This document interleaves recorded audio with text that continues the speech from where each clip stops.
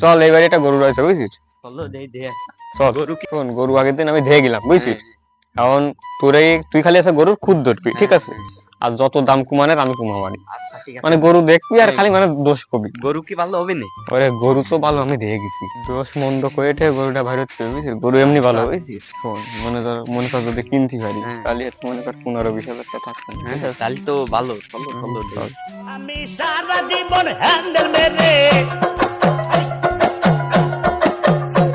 আরে সারা জীবন হ্যান্ডেল মেরে রানী রে। ও দাদা এই তো আছি, এই যে গোলের মধ্যে। দেই আসো, দেই বাড়ি আসো, দেই গরুটা নিতে আইছি আমরা। আসো দেই বাইরে আসো দেই। কি আইছে?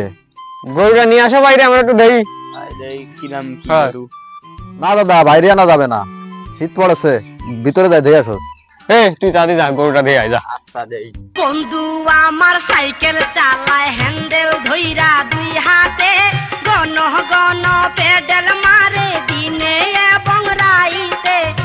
শোনো ওদা, আগের দিন তো একটা দাম কয়ে গেলাম, এখন তো ও দিয়ে আসুক, দেই কি দেখি কয়, ঠিক আছে। ও তা গরু তো দিয়ে আসলাম, গরুর অবস্থা বেশি ভালো না, আনো শিং উঠিনি, দাঁতিনি, তারপরে বিশেষ আরেকটা সমস্যা আছে, গরুর তলে হাত দিলাম কিন্তু আনো সে উলানো ছাড়িনি।